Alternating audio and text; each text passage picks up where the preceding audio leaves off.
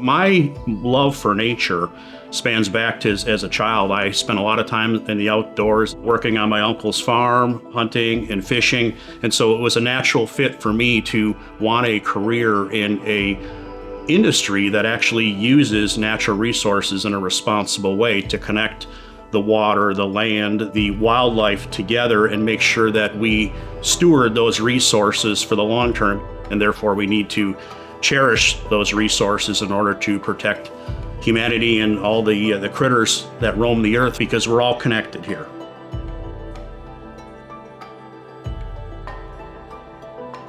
Nature and the earth provides all the essential things that we need as human beings. It starts with the very oxygen that we breathe, and it starts with photosynthesis, where trees take in vast amounts of carbon dioxide and turn it into oxygen. In fact, they produce enough oxygen with one mature tree that can supply the annual oxygen requirements for humans. It also provides many raw resources in terms of raw materials through wood, other types of plants, foods, medicines, water cycling. It's really a storehouse of resources that we all need to thrive. It's where I spend all of my free time when I'm not at work, out in nature, and I want to make sure that we're protecting these places, but yet also recognize the role that we as manufacturers have in making sure those places are safeguarded.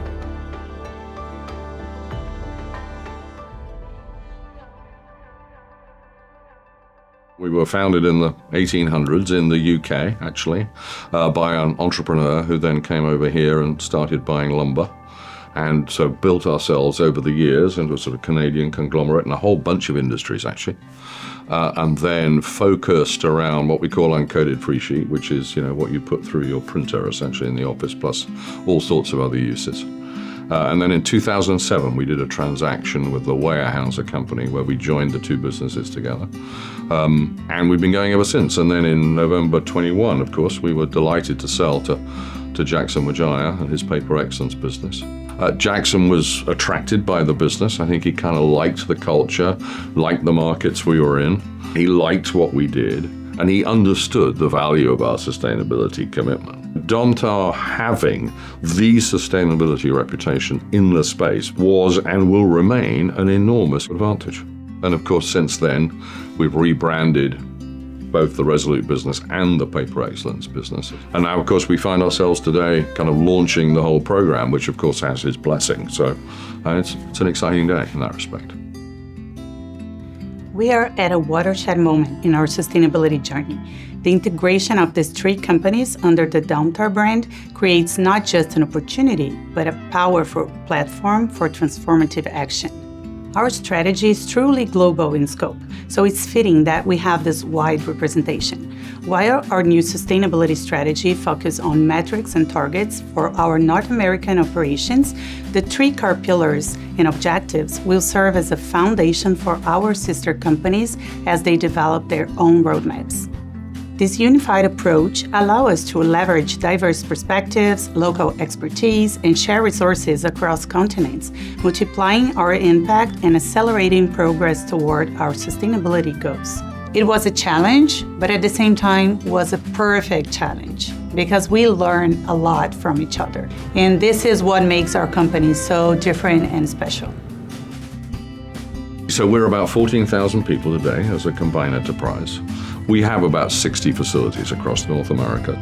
So that includes everything from sawmills to distribution centers to large, very large pulp and paper mills across mostly the southeast and the east of Canada.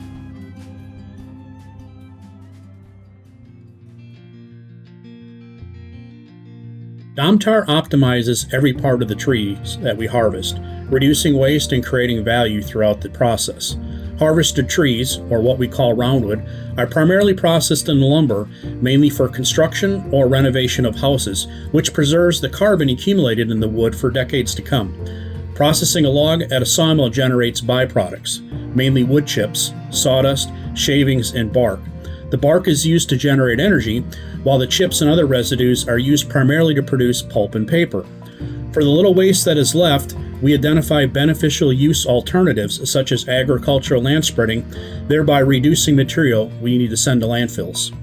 We then take the chips and put them in what's called a digester. Think of it as a big pressure cooker where we add heat, steam, water, chemicals to help break those chips into very fine little fibers. We pull those wood fibers apart, which then we take and we wash and we subsequently bleach to make white paper. And then we take those fibers and we take them over to a paper machine where you'll actually see the things that most people are familiar with. We turn it into rolls of paper.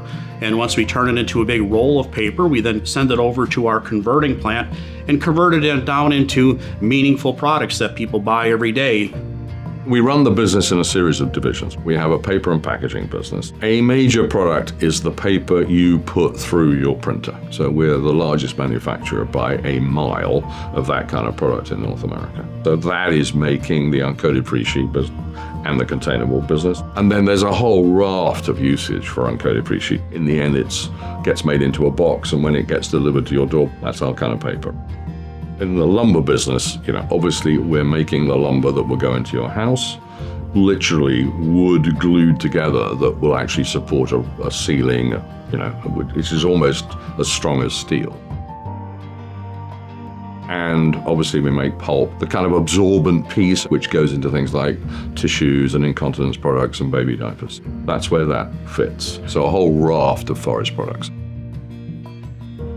Being a very natural resource intensive industry, we rely on forests as our primary raw material to make our forest products. So the importance of nature and the role it plays in our business activities is really fourfold. We're fully utilizing the full value that we bring in from that original tree, that we bring in from the forest. Trees are really the lungs of the planet. Secondly, in pulp and paper production, we use a lot of water to make our products, and therefore we need to make sure that the water resources are protected and cherished for the long term. Thirdly, we need raw materials to make our product. We need fiber, which comes from trees or wood, and if we protect our basic raw material wood in a sustainable way, we have raw material supply for the long term. And finally, why it's important to Domtar is, as a manufacturing business, we need talented people who want to work for our organization, who want to thrive in this organization, and therefore we have a responsibility to take care of the social and mental well-being of our employees. Many of our employees work for Domtar because they love the outdoors, and they know that we are involved and intersect with natural resources on a daily basis. Our employees, including myself, we like to camp, we like to hunt, we like to fish, we like to hike. We like to spend time out in the outdoors, and it's important that we take care of those places for our employees and our communities. And so we have these places where we can decompress after a long day's work and recharge our batteries to continue to be innovative and creative. So we want to make sure, again, we take care of those places. The forest products industry supports over 33 million jobs worldwide, linking economic well-being to sustainable landscape stewardship. Our people and communities pillar emphasizes safety as a value, and we also need to build respectful partnerships with indigenous communities, support volunteering, and foster an inclusive workplace. What makes our industry unique is this dual role. We depend on healthy forests for our business resilience, while simultaneously serving as their stewards. For companies beginning this journey, my advice is simple. Start where you are, use what you have, and do what you can, but commit to continuous improvement. We're only on this planet for a very short space of time, and we have a duty to try and leave it better than we found it. So this industry has an extraordinary story to tell in terms of renewability, recyclability, and thereby, I would argue, sustainability. Some people just think that they need to do something big. If they cannot do something big, they shouldn't do anything. But this is not true. We should do our piece of this major challenge, and if everyone is doing the same, everything is going to be right.